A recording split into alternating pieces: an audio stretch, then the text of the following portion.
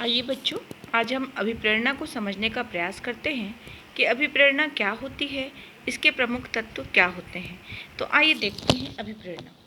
किसी भी कार्य के लिए बाह्य या आंतरिक उत्तेजकों को अभिप्रेरणा कहा जाता है।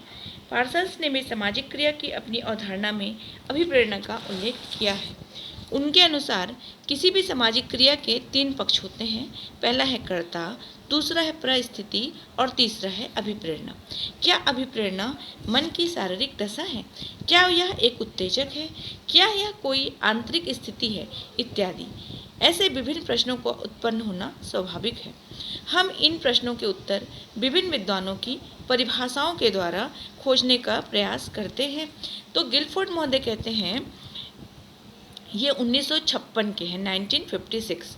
1956 में गिलफोर्ड महोदय कहते हैं, अभिप्रेरणा कोई विशिष्ट आंतरिक कारक या दशा है जो क्रिया की पहल करती है तथा उसे बनाए रखती है।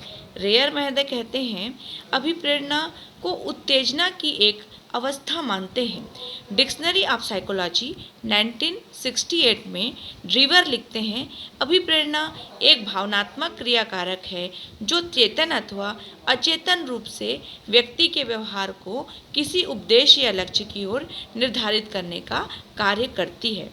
हिलगार्ड 1979 में अभिप्रेरणा के 3 प्रमुख पक्ष बताते हैं। पहली आवश्यकता, दूसरा प्रणोदन तथा तीसरा प्रोत्साहन के आधार पर विश्लेषित करते हुए इनके बीच के गहरे संबंध को उजागर किया है। उन्होंने अभिप्रेरणात्मक चक्र को एक अंतर संबंधित सूत्र, आवश्यकता, प्रणोदन, प्रोत्साहन सूत्र, नीड, ड्राइव और इंसेंटिव फार्मूला कहा है। व्यक्ति की अभिप्रेरणा या तो जैविक प्रेरकों अथवा सामाजिक अर्जित प्रेरकों से सक्रिय होती है।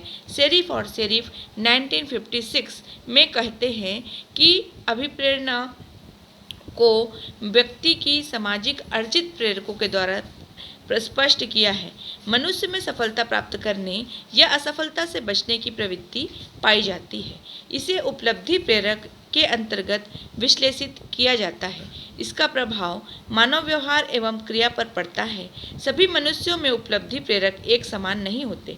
इसके विकास पर विभिन्न कारकों तथा पालन पोषण, मानसिक क्षमता इत्यादि का प्रभाव पड़ता है। किसी समाज के विकास में उस समाज के लोगों में उपलब्ध प्रेरकों की प्रबलता सकारात्मक प्रभाव डालती है। मनोवैज्ञानिक ने व्यक्ति की अभिप्रेरणाओं को मापने के लिए कई प्रविधियों को विकसित करने में सफलता प्राप्त की है। अभिप्रेरणाओं की मापन या तो व्यक्ति की क्रियाओं के आधार पर किया जा सकता है या परिस्थितिजन्य परीक्षणों के आधार पर किया जा सकता है। प्रश्नावली प्रविधि और प्रक्षेपी तकनीकी को भी अभिप्रेरणा मापन के लिए उपयोग में लाया जाता है। यह अलग बात है कि इसकी 100% वैधता पर प्रश्न चिन्ह लगा रहता है। अभिप्रेरणा से संबंधित कई सिद्धांत हैं, जैसे मनोविश्लेषणात्मक सिद्धांत जो फ्रायड ने दिया है। इसके बाद गेस्टाल्ट सिद्धांत कर्ट लेविन ने दिया है। प्रक्रियात्मक स्व सहायता सिद्धांत जॉन डेवी और आल्पोर्ट के द्वारा दिया गया है तथा आत्मक्रियात्मक सिद्धांत मैस्लो का प्रमुख सिद्धांत है।